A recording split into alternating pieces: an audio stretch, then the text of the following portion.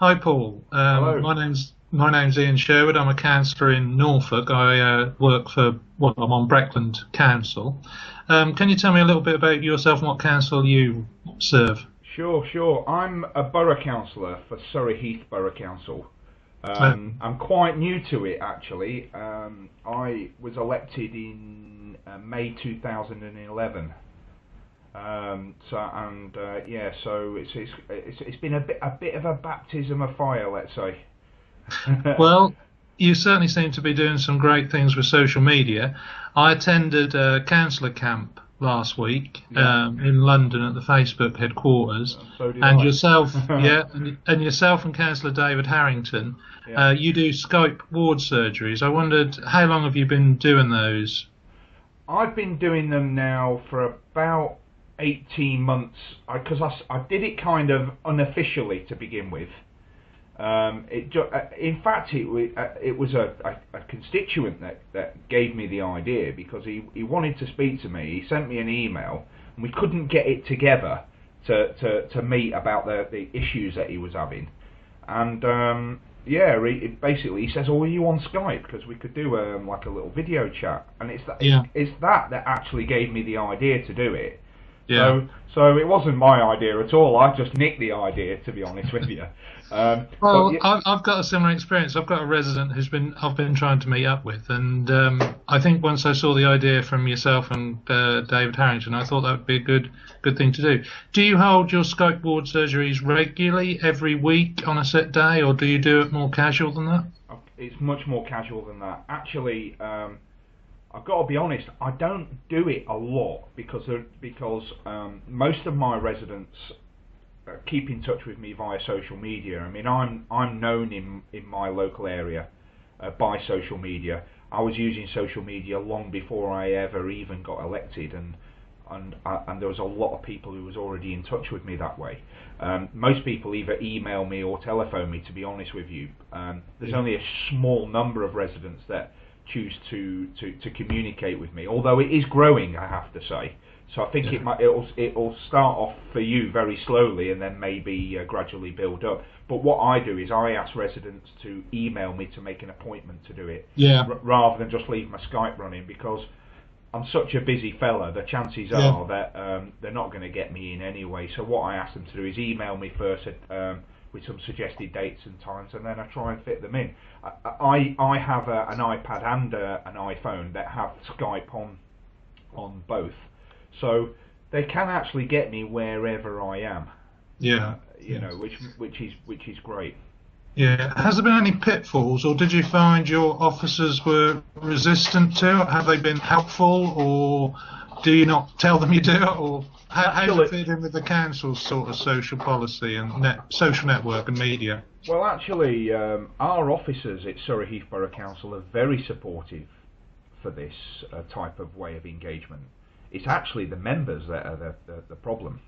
Yeah. You know, we've probably got 4 or 5, 6 maybe councillors who use Twitter, Yeah. although there's only really myself and 2 others that use it to engage. Most other councillors use it that are on Twitter, that is, use it just to see what's going on, and they're passive Mm. users of it rather than prolific users of it. Um, I as far as the Skype is concerned, no, they were very supportive of that.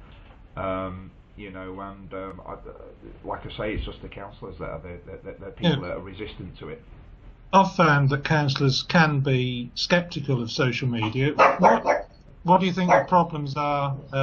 Sorry about my dog there. It's all right. Why do you think councillors are so nervous of social media? Do you think they're frightened of making a mistake or being caught out? What do you think Yeah, it is? that's exactly. It's like anything that's new. There's a lack of understanding of it. They're frightened of it, definitely.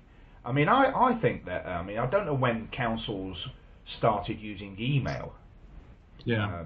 But I would imagine, not that I was had any involvement with local politics back then, but I would imagine that email would have probably been met with the same sort of resistance that social media has been met with. But we Yeah. all use it now, even Yeah. even the ones that are technophobic to a degree even use email. Yeah, You have that's to very now. true.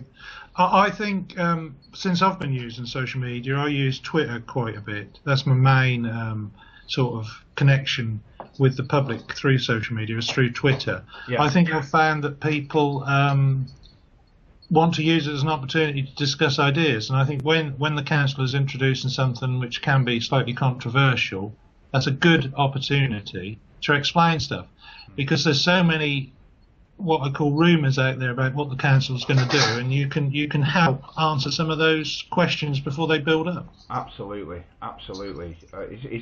Twitter's a great tool for that, but it also is a great tool because there's a lot of misconceptions out there about councillors. They think that we're the same as MPs, and when all this business about the MP's expense scandal broke, I think that a lot of councillors were tarred with the same brush because it's political by nature and all the rest of it.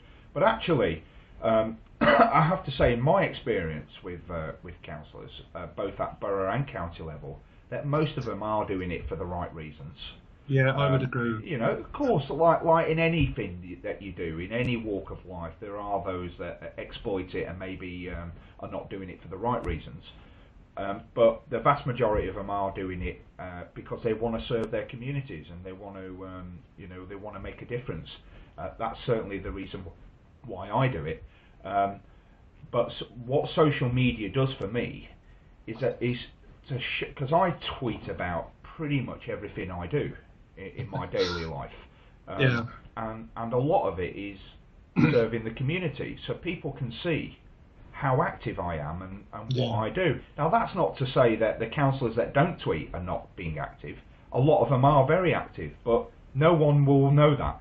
No, I totally agree with you on that. And I think it also, going back to your point about MPs and councillors, I think it normalises us. I don't know if normalise is a word, but it makes us real people, because so often I think councillors are seen as different, from the general public.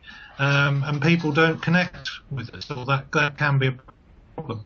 And we are from the community and serve the community. So really, I've just found it's enabled people to relate much better. Sure, absolutely, I'd agree with that. Yeah. Well, that's been brilliant. Thank you very much, Paul, for that. You're going to do something with this, I think, and put it online so I can share it with my local residents and Twitter followers. Yeah. That's great. I wish you the best of luck with it. I'm pretty certain. I'm pretty certain that you will. It will only increase, and enhance what you can do for your residents. I have a resident, by the way, where I live. The ward that I serve is Deach. You've probably heard of Deach through Deach Barracks. Yes. And the controversy surrounding the Princess Royal Barracks there. Well, that's my ward, and they're just about to redevelop the Princess Royal Barracks and put 1,200 houses there. So, as you can imagine, it's a busy ward with residents expressing concerns, the planning applications in there, and all the rest of it. Well, a lot of where I live, particularly at a place called Deach Park, it's a relatively new housing estate of about 300 houses.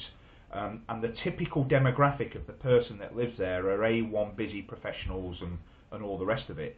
Some of which have bought to let, so they've bought their properties to let them out. So they don't actually live here. Some of them, in fact, there's one resident who's on secondment with his company in New Zealand who has concerns about the planning application that's been put in, and I'm using my Skype video facility to communicate with that type of resident. So it works really well for that, and I'm sure in your community you've got very busy people who travel around a lot, and a lot of people have smartphones these days, so you can put Skype on your smartphone. They can talk to you wherever they are in the world, actually. So it's very, very useful for that, and I'm pretty certain that it's definitely going to enhance the way you engage your residents. Well, thank you. I'm looking forward to using it, and I'll keep you posted how I get on with my first Skype ward surgery, and see how many people I can't use it over the coming months. Excellent. So thanks very much. My pleasure. Thank you. Okay.